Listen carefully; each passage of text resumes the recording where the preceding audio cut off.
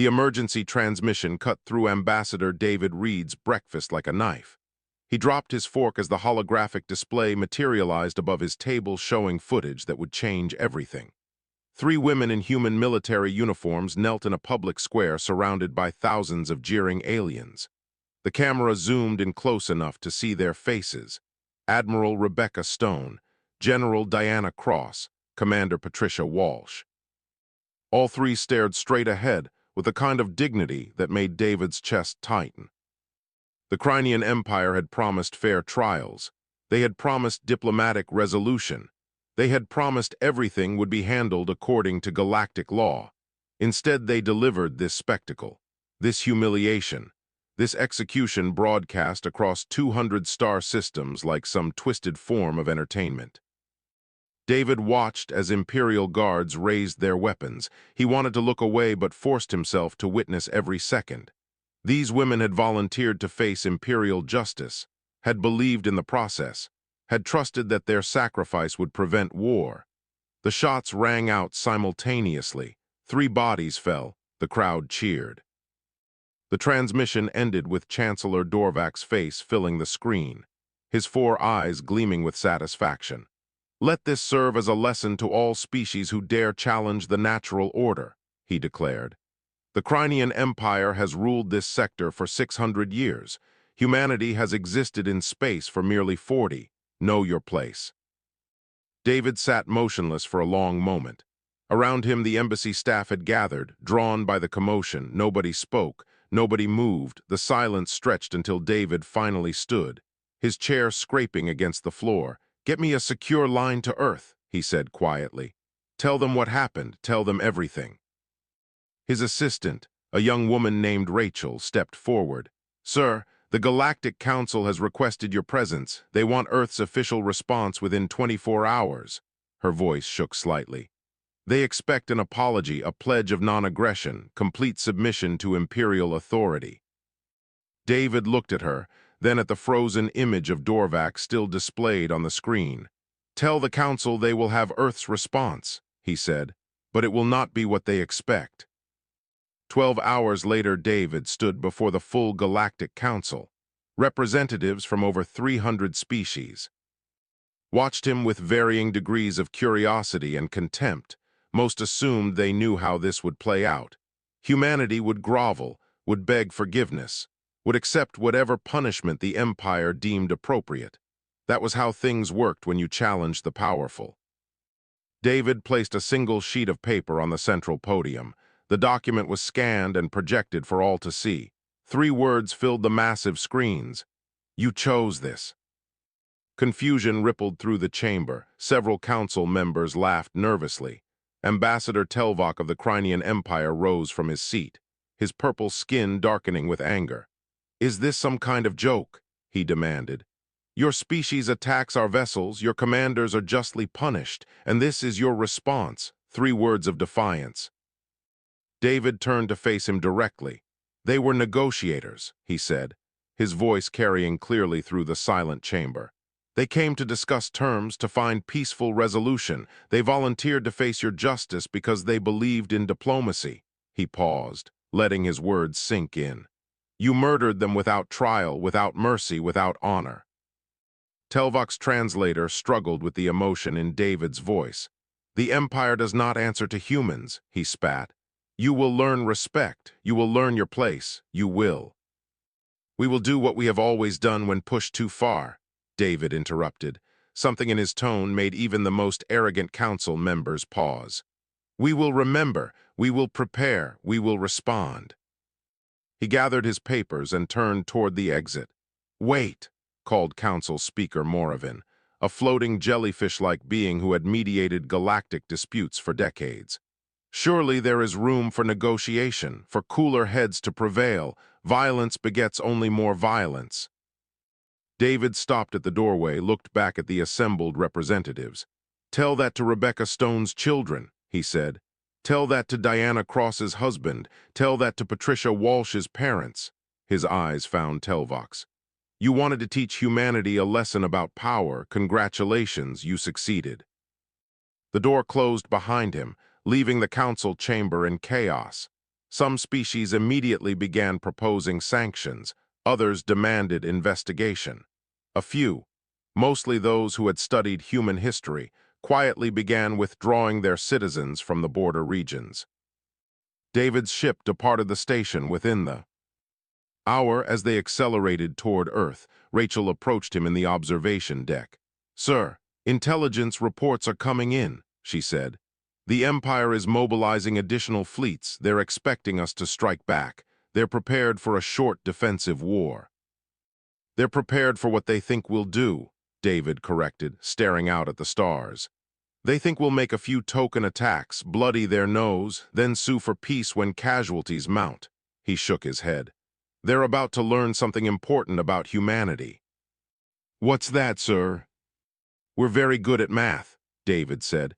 "They executed 3 of ours. They have 200 star systems, millions of military personnel, thousands of ships." He turned to face her. "They think those numbers protect them. They think we'll look at those odds and surrender." His expression hardened. "They forgot to factor in what happens when you kill our daughters, our sisters, our mothers." On Earth, Fleet Admiral Gregory Hansen received David's transmission in the command center buried deep beneath Geneva. Around him, holographic displays showed every human ship, every military installation, every resource available to their species. It wasn't much compared to the Empire's might. But Hansen had learned long ago that wars weren't won by having the biggest guns. They were won by having the strongest will. He read the report 3 times, studied the footage of the executions, looked at the service records of the 3 women. Stone had 2 children. Cross had been married for 15 years. Walsh's parents were still alive, still waiting for their daughter to come home.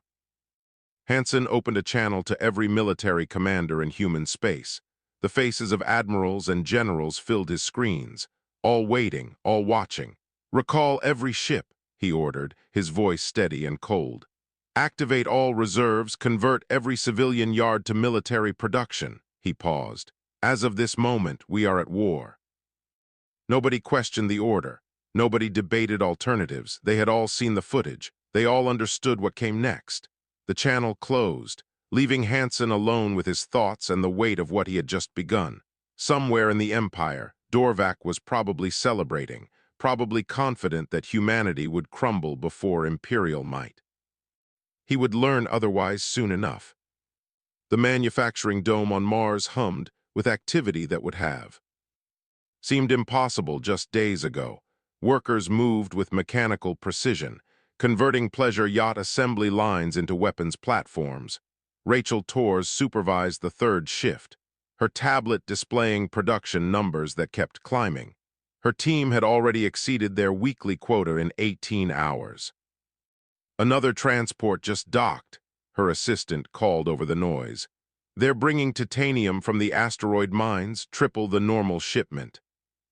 Rachel nodded, barely looking up from her work. Everyone was working triple shifts now. Nobody complained. Nobody asked for breaks. The news footage played on loop in the cafeteria. 3 women kneeling, 3 shots fired, 3 bodies falling. It played again and again until the images burned into everyone's minds. Across human space, similar scenes repeated themselves. On Europa, ice miners volunteered their drilling equipment for military use. The massive machines that carved through kilometers of frozen water could be modified to breach ship hulls. The miners themselves signed up for combat training, their experience working in hostile environments making them valuable crew members.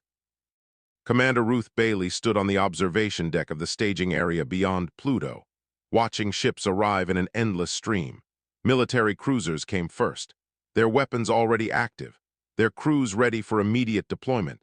Behind them came the converted civilian vessels, cargo haulers mounting missile pods, survey ships equipped with military-grade sensors, even small personal craft bristling with whatever guns their owners could attach. "Latest count puts us at 1,800 vessels," her tactical officer reported. "Another 200 expected within 48 hours. Ruth studied the display, noting the variety of ship types. The Empire would expect a traditional fleet, organized by class and function. Instead, they would face something chaotic, unpredictable, human. "Have all captains received the tactical briefings?" she asked. Yes, ma'am. They're not happy about the unusual formations. They don't need to be happy, Ruth replied. They need to be effective. She pulled up the intelligence reports, studying Imperial defensive positions. The Empire fights like they've always fought, rigid formations, predictable patterns, 600 years of the same tactics. She smiled without humor. We've been in space for 40 years, we don't have traditions to hold us back. Deep within Imperial space, Captain Frank Wilson sat in a cafe on the planet Horvus Prime, sipping something that approximated coffee while pretending to read local news. His appearance had been surgically altered to resemble a Norvian, one of the Empire's subject species. Nobody gave him a second glance. His communicator buzzed with an encrypted message, activation codes, confirmation that the war had begun. Frank finished his drink and paid with local currency, walking casually toward the spaceport. He had been embedded here for 3 years, building a cover identity, making contacts, gathering intelligence. Now all that preparation would pay off. Other agents across Imperial space received similar messages. They moved into position, some stealing documents, others sabotaging equipment. A few simply observing and reporting. The Empire had no idea how thoroughly humanity had infiltrated their society. Years of peaceful trade had created the perfect spy network. On Earth, recruitment centers overflowed with volunteers.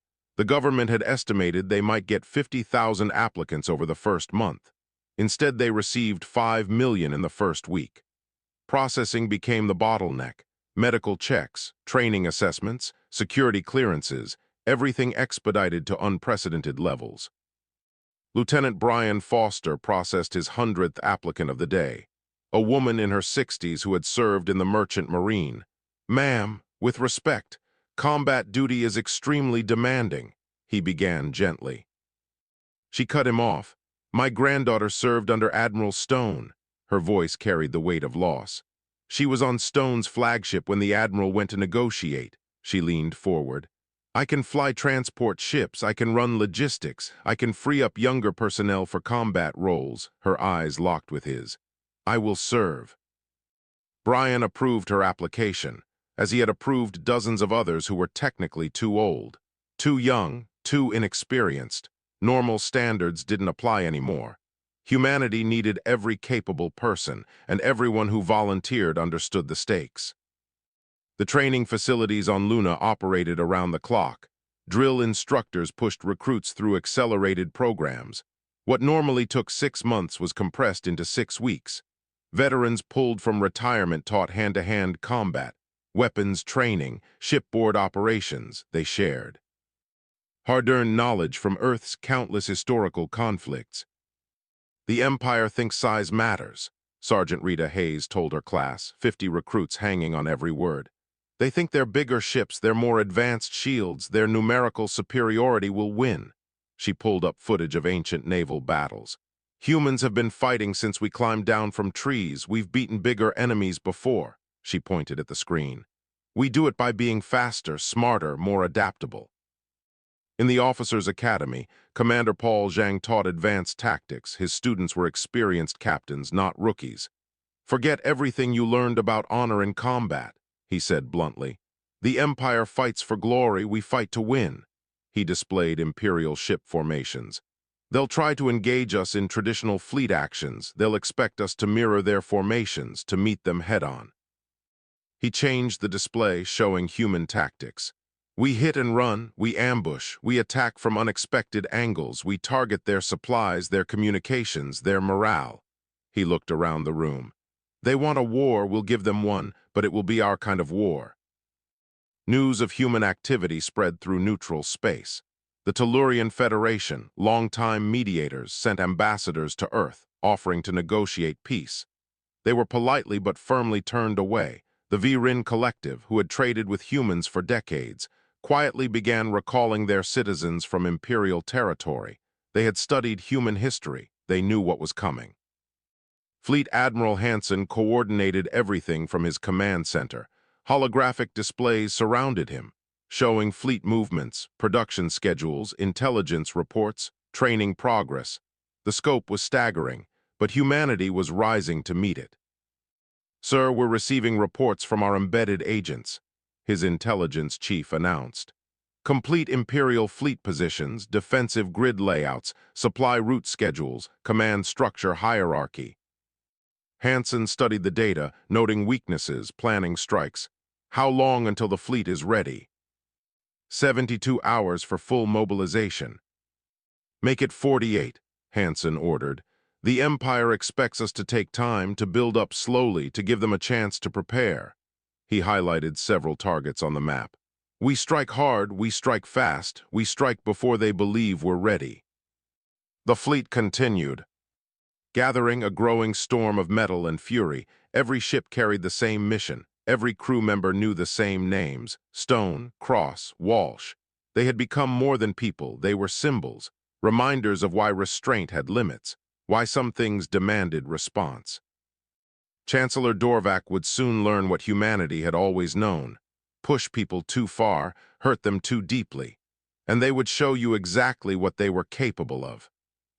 Station Commander Halvik reviewed the patrol schedules with the bored efficiency of someone who had done the same task for 20 years. Outpost 47 sat on the edge of Imperial space, a quiet posting where nothing ever happened. The most exciting event in recent memory had been when a cargo ship requested emergency docking due to a malfunctioning gravity generator. His communication officer looked up from her console. "Sir, sensors detecting incoming ships." "Probably the supply convoy," Halvik replied without interest. "They're early this week." "Sir, the identification codes aren't matching our database." That got his attention. Halvik moved to the main display, watching as the sensor data resolved into ship profiles. His blood went cold. "Those are human vessels," he whispered. "Raise shields, send emergency transmission to Fleet Command, all personnel to battle." The human ships emerged from faster-than-light travel, already firing. Their weapons tore through the station's shields like paper. Halvik barely had time to grip his console before the first explosion rocked the structure. Emergency lights activated. Alarms screamed throughout the station. Crew members scrambled toward escape pods. It was over in 4 minutes. Outpost 47 became an expanding cloud of debris. No escape pods launched. No distress signals sent. The human fleet jumped away before Imperial reinforcements could respond, leaving only wreckage and silence. Over the next 72 hours, similar attacks rippled across the border. Imperial outposts that had stood for decades vanished in minutes. Patrol groups disappeared without trace. Supply depots exploded in brilliant flashes. Every strike was precise, overwhelming, final. Captain Linda Harris commanded Strike Group Thunder, 12 ships under her authority. They dropped out of faster-than-light travel at the edge of the Venar system. Their target was a communications relay that coordinated Imperial fleet movements across 3 sectors. "Sensors." "Clear," her tactical officer reported. "No Imperial ships in range." Linda studied the relay, a massive structure bristling with antennas and defensive weapons. Under normal circumstances, attacking it would require a full fleet, careful planning, significant casualties. All ships, attack pattern Delta, maximum speed, all weapons free. Thunder Group accelerated toward the relay. Their approach triggered automated defenses. Energy beams and missiles filled the space between them. But the human ships moved in chaotic patterns. Never were the defensive systems predicted. They wove through the incoming fire like dancers, like they had practiced this specific attack 1,000 times, because they had. The relay's shields collapsed under concentrated fire from 12 different angles. Secondary explosions rippled through the structure, cutting it in half. The command section tumbled away, broadcasting emergency signals that nobody would hear. The relay's destruction left a communication gap spanning dozens of light years. "Jump coordinates locked," Linda's navigator announced. "Execute," Linda ordered. Thunder Group vanished, leaving the broken relay spinning in the void. In the Imperial capital, Admiral Thuron stood before Chancellor Dorvac, delivering news that seemed impossible. 23 outposts destroyed, 15 patrol groups lost, 8 supply depots obliterated, he reported. Total casualties exceed 10,000 personnel. Dorvek's 4 eyes widened in disbelief. How? He demanded. How are these primitives mounting such attacks? Where is our fleet? They strike and disappear before we can respond, Thuron explained. Their ships are faster than our projections indicated. Their intelligence on our positions is far too accurate, and their tactics— He paused, searching for words. They fight without honor, without pattern. We cannot predict their movements. Then we set a trap, Dorvek declared. Find a target they cannot resist, defend it heavily. When they attack, crush them. The trap was carefully arranged. Pursues 7, a mining colony of moderate strategic value. Its defenses were visibly reduced, making it appear vulnerable.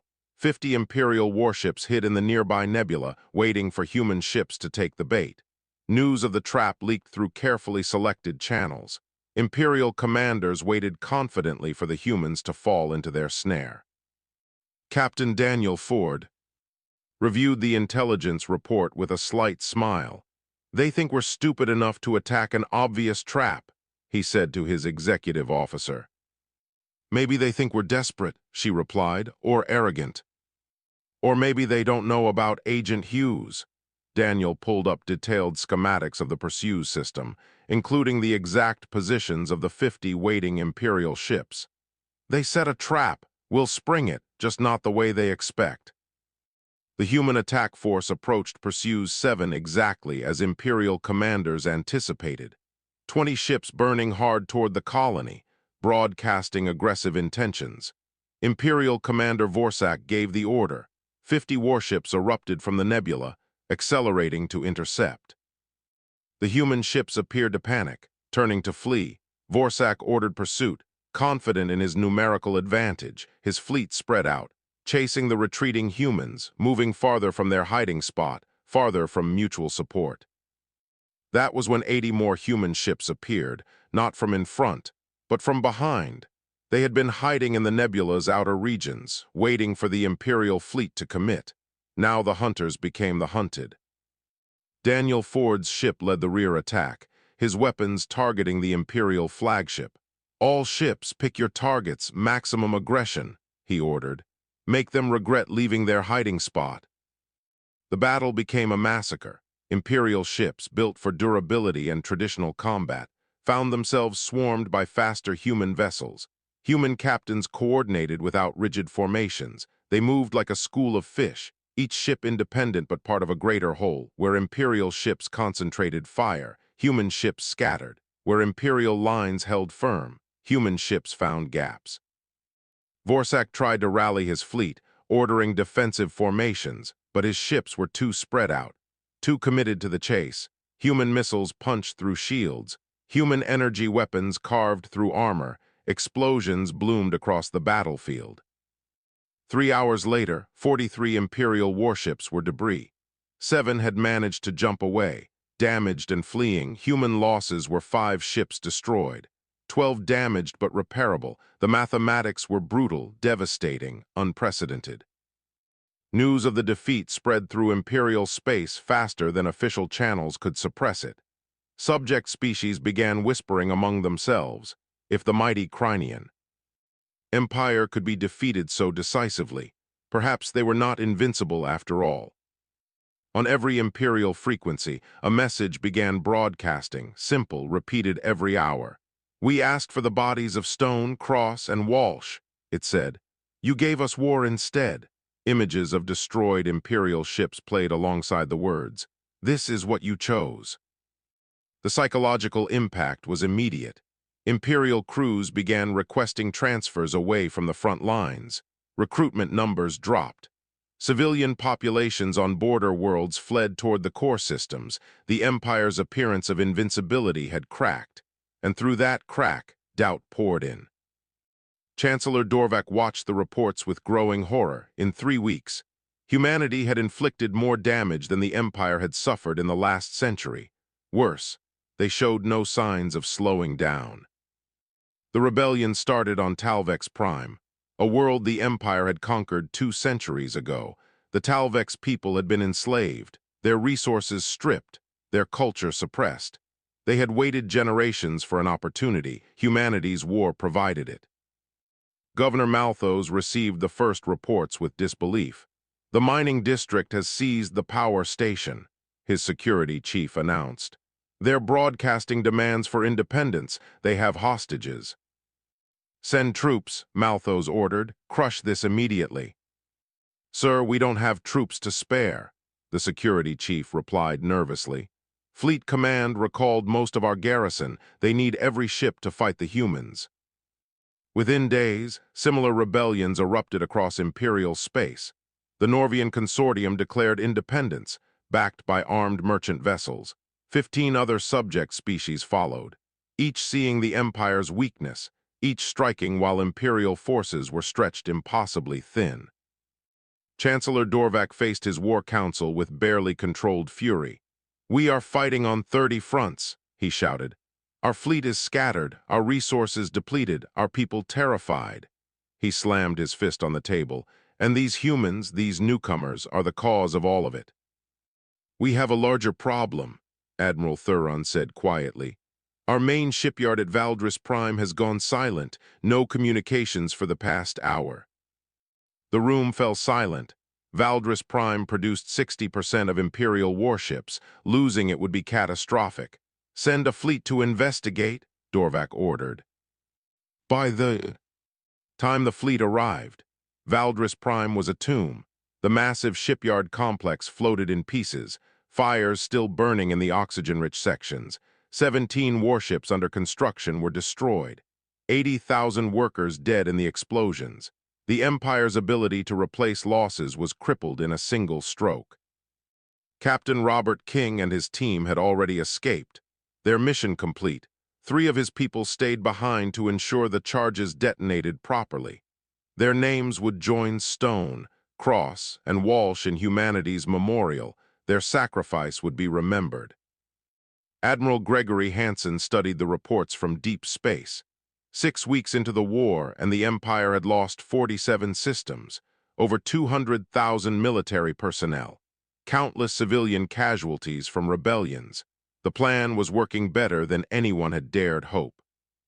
Sir, we're receiving reports from New Brisbane Colony, his communication officer said, her voice shaking.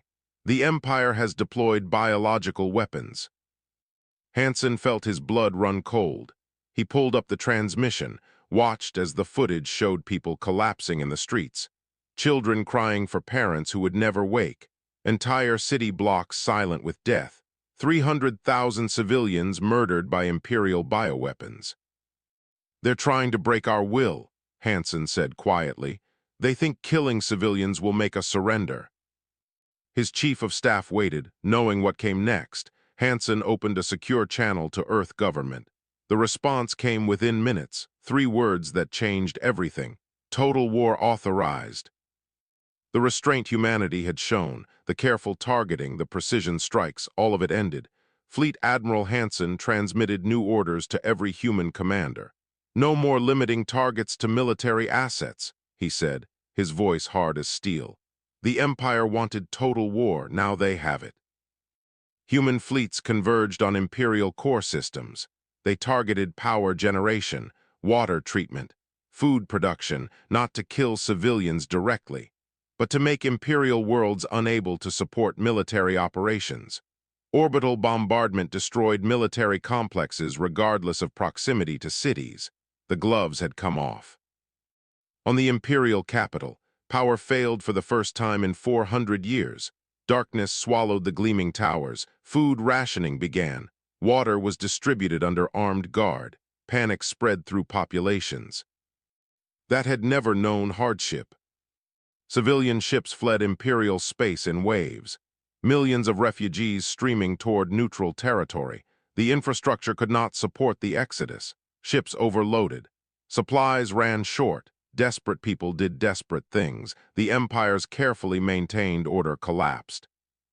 Chancellor Dorvac sat in his darkened office. Emergency lighting casting shadows across his face. Reports piled up on his desk, each one worse than the last. Another system lost. Another rebellion. Another defeat. The empire he had spent his life building was crumbling. His communication console activated, showing the face of his senior military advisor. "Chancellor, we must discuss surrender." "Never," Dorvac snarled. "The Empire does not surrender to humans, to newcomers, to primitives." "The Empire will not exist if we continue fighting," the advisor replied. "We have lost 60% of our fleet, our production is crippled, our allies have abandoned us, our subject species are in open revolt." He paused. "All because we executed 3 humans." Dorvac wanted to argue, wanted to rage against the unfairness of it all. The Empire had ruled for 600 years, had crushed countless enemies, had dominated this entire sector. How could 3 deaths, 3 insignificant humans, bring all of that crashing down? But the numbers did not lie. The reports did not lie. The Empire was dying, and everyone knew it. Ambassador David Reed received a priority transmission, the Empire requesting negotiations. He read the message twice, then forwarded it to Fleet Admiral Hansen with a single question: "Do we accept?" Hansen's response was immediate. "Yes, but only on our terms. They come to us, they surrender unconditionally, no negotiations, no compromises." The message was sent. The Empire's response took 6 hours. Chancellor Dorvac would personally attend, would board a human ship, would accept whatever terms humanity demanded. The mighty Crinean Empire, ruler of 200 systems, would bow before the species they had tried to humiliate. Hansen prepared for the meeting, knowing this was the moment that would define humanity's place in the galaxy. The Empire had pushed them, had murdered their people, had thought humans would surrender. Instead, they had destroyed an empire, and now they would dictate the peace on human terms with human justice, for Stone, Cross, and Walsh, and for the 300,000 civilians of New Brisbane. The galaxy was about to learn what happened when you pushed humanity too far, when you mistook patience for weakness, when you forgot that the most dangerous humans were the ones protecting what they loved. Chancellor Dorvac's ship approached the human flagship. He was about to discover the true cost of his arrogance. Chancellor Dorvac stepped aboard the human flagship Vindication. The name struck him as unnecessarily pointed. But then again, everything about this situation was designed to humble him. Human Marines lined the corridor, their faces expressionless, their weapons ready. They did not salute, did not acknowledge him. They simply watched as he passed. The conference room was stark, functional, no decorations, no comfort. Fleet Admiral Hansen sat at the far end of a metal table. He did not stand when Dorvac entered, did not offer greeting, simply gestured to the chair across from him. "Chancellor," Hansen said flatly, "you requested this meeting." Dorvac tried to summon his diplomatic training, the speeches he had prepared about mutual benefit, about finding common ground. "Admiral, surely we can reach an agreement that serves both our peoples," he began. "The Empire is willing to make concessions, to discuss reparations, to—" "You are here to surrender," Hansen interrupted, his voice cold as vacuum. "Not to negotiate." He slid a tablet across the table. "These are humanity's terms, you will accept them all." Dorvac looked at the document, his 4 eyes widening as he read. Complete military dismantlement. Independence for all subject species, war crimes tribunals, reparations, human occupation, destruction of all imperial warships. The terms were not just harsh. They were designed to ensure the Empire could never threaten anyone again. "The Galactic Council will never accept such terms," Dorvac protested. "This is too severe, too punitive." Hansen leaned forward. "The Council is not here," he said quietly. "You are." He checked his chronometer. "You have 1 hour to accept, or we resume bombardment." His eyes locked with Dorvac's. "We will reduce every imperial world to pre-industrial conditions." He paused. "Your species will survive, but your empire will become a cautionary tale told to children."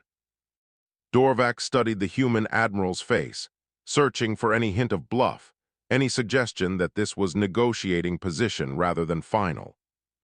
Demand, he found none. These humans had demonstrated they would do exactly what they promised. They had destroyed his empire in 4 months, had killed hundreds of thousands, had shattered 6 centuries of dominance. His hand shook as he picked up the stylus. He thought of the 3 human women kneeling in the square, facing execution. He had believed their deaths would intimidate humanity. Instead, those 3 deaths had destroyed everything he had built. He signed the document. The formal surrender was broadcast across all surviving Imperial channels. Civilian reactions ranged from relief to shame to anger, but the fighting stopped. The war was over. The Crinean Empire as a galactic power had ceased to exist. Human occupation forces arrived on Imperial worlds within days. Many civilians expected revenge, expected brutality, expected the humans to inflict the same suffering they had endured. Instead, they found professionalism, discipline, restraint. Captain Ruth Bailey oversaw occupation operations on the former Imperial capital. Her troops distributed food, restored power, maintained order. When looters tried to take advantage of the chaos, human soldiers stopped them. When Imperial hardliners attempted attacks, human forces responded with measured force. A local official approached Ruth, confusion evident in his expression. "Why are you helping us?" he asked. "We killed your people, destroyed your colony. We deserve punishment." Ruth looked at him steadily. "We are not here to punish your people," she said. "We are here to ensure your leaders face justice and to help you rebuild without their corruption." She gestured to her troops distributing supplies. "Our fight was with the Empire, not with you." The war crimes tribunals began at the Galactic Council chambers. Chancellor Dorvac and 300 Imperial officials stood accused. The evidence presented was overwhelming. The executions of Stone, Cross, and Walsh. The biological weapons attack on New Brisbane, mass graves on subject worlds, slavery disguised as protection, the list went on. Dorvac's defense attorney argued they were following imperial tradition, protecting their civilization's interests, acting within their cultural norms. The judges, representing neutral species, were unmoved. "Tradition does not justify murder," the lead judge declared. "Cultural norms do not excuse atrocities." The verdicts came down after 2 months of testimony. Dorvac and 73 others were found guilty of war crimes. Sentences ranged from life imprisonment to execution. Dorvac received life imprisonment on a remote penal colony. He would spend his remaining years reflecting on the cost of arrogance. The families of Stone, Cross, and Walsh attended the sentencing. Rebecca Stone's husband held their daughter's hand. Diana Cross's son stood with military bearing. Patricia Walsh's elderly parents leaned on each other for support. They found no joy in the verdict, only a measure of closure, justice served but lives still lost. Former imperial subject species began forming their own governments. The Talvex established a democracy, celebrating their first free elections in 2 centuries. The Norvian Consortium joined the Galactic Council as independent members. Humanity provided aid, expertise, protection during the transitions. On Earth, a monument was erected in Geneva. 3 statues depicted Stone, Cross, and Walsh in their military uniforms. The inscription read, "They went seeking peace. They were given death. In their memory, we ended an empire." The memorial became a place of pilgrimage. Families visited, veterans saluted, children learned the story of how 3 deaths changed the galaxy. 5 years after the surrender, the galaxy had stabilized under a new balance of power. Humanity now controlled 68 systems. Their territory expanded through peaceful negotiation with former imperial worlds that requested protection, but more importantly, they controlled respect. Ambassador David Reed addressed the full Galactic Council, proposing new laws preventing execution of diplomatic personnel, establishing accountability measures for powerful species. The measures passed unanimously, becoming known as the Stone Protocols.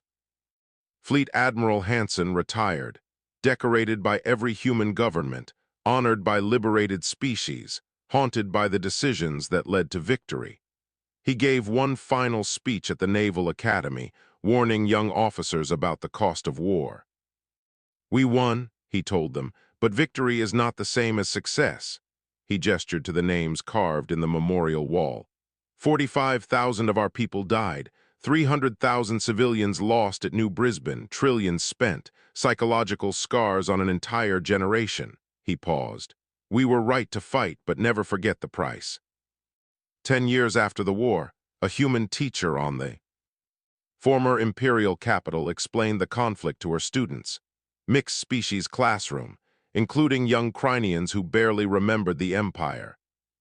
Why did they fight? A student asked.